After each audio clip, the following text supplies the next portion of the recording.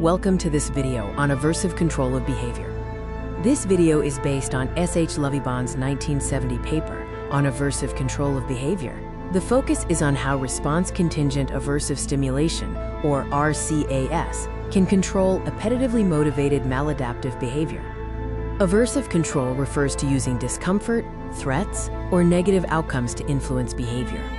The two main processes are negative reinforcement, where behavior increases to remove an aversive condition, and punishment, where behavior decreases because it leads to an aversive consequence.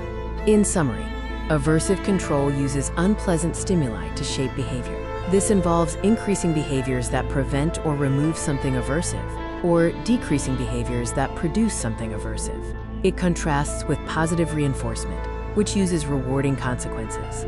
Aversive control is crucial in clinical work. While some issues like phobias involve eliminating existing aversive control, others like addiction or sexual deviations involve positively motivated unacceptable behaviors. For this second class, therapy may deliberately create aversive control.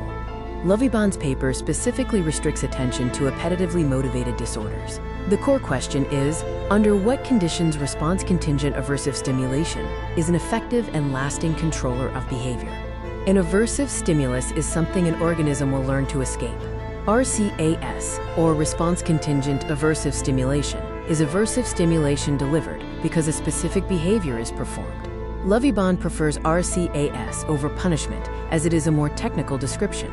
Escape learning is one form of aversive control. In a typical setup, an animal learns a specific response, like pressing a bar, to escape ongoing aversive stimulation, such as a shock. Over time, the response latency decreases. Active avoidance learning adds a warning signal before the shock. The learned response prevents the shock if performed during the warning signal. This is called active avoidance because the subject must actively perform a response to avoid the aversive event. Passive avoidance, or RCAS, involves a subject learning to refrain from an appetitive response to avoid aversive stimulation. The aversive event is contingent on the target response. Doing nothing prevents the aversive event.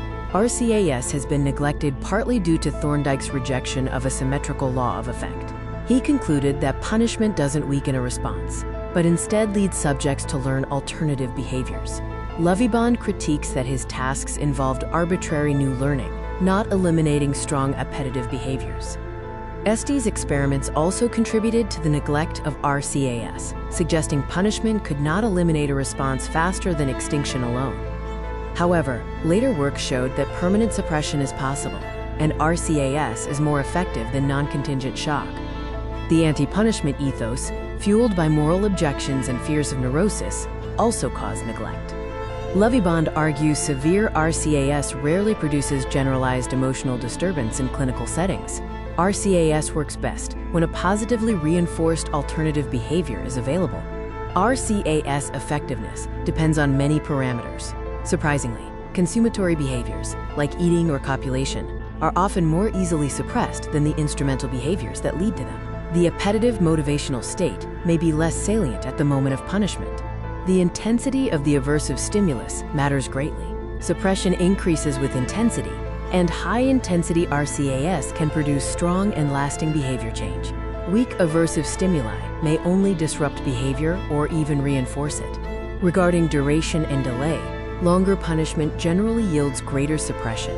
Surprisingly, delays of up to a minute or more can still suppress behavior. Clinically, RCAS can remain effective even with a non-zero delay. Escape learning is not required for RCAS to produce suppression.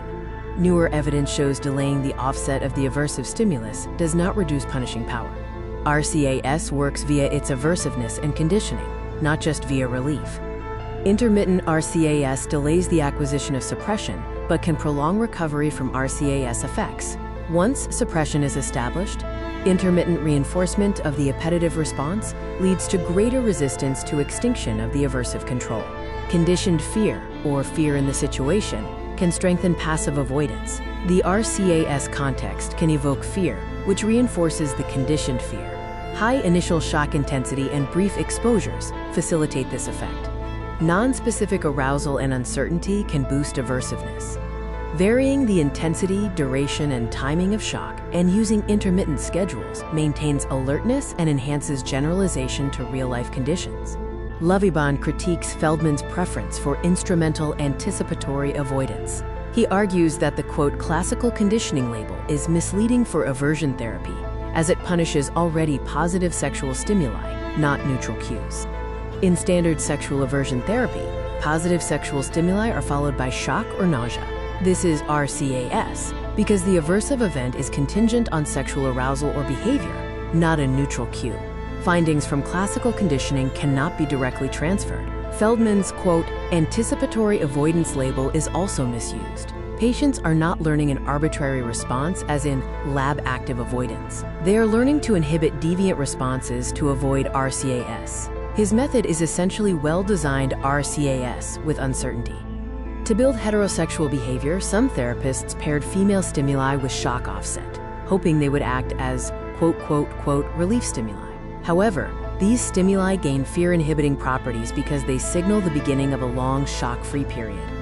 Alternative strategies to shape heterosexual approach include direct conditioning of sexual arousal to female stimuli. These approaches should complement RCAS, aimed at suppressing homosexual behavior, and include positive reinforcement and skill building. RCAS can also be used to moderate behavior, like alcohol consumption. Subjects are trained to estimate their blood alcohol level, and strong shock is administered if drinking occurs above a defined cutoff. To maximize learning and generalization in the alcohol RCAS protocol, the aversive stimulus is delivered under maximal uncertainty. Training is conducted in real drinking environments, and spouses reinforce adherence to reduced drinking. Early results show significant reduction in consumption. A key question is whether RCAS just suppresses behavior or causes a genuine motivational shift. Clinical observations suggest severe aversion therapy can lead to reports of decreased desire and reduced craving, challenging the idea that it only installs competing fear responses. If motivation itself is altered, RCAS may recalibrate the hedonic value of stimuli, making it more than a peripheral break. This calls for systematic work to distinguish peripheral suppression from central motivational change, focusing on conditions that favor shifts.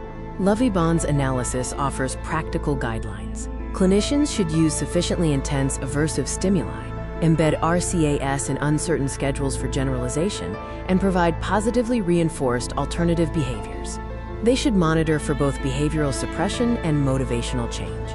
The logic of RCAS extends beyond therapy to organizational sanctions and legal penalties. Lovibond's analysis prompts us to examine the intensity and uncertainty of sanctions and the availability of positive alternatives in broader social contexts. In conclusion, RCAS has been historically undervalued. Under the right conditions, it can effectively and lastingly control appetitive maladaptive behavior and may produce genuine motivational change. Its application requires careful attention to parameters and ethical safeguards. The key source for this video is Lovibond's 1970 paper, Aversive Control of Behavior, published in Behavior Therapy.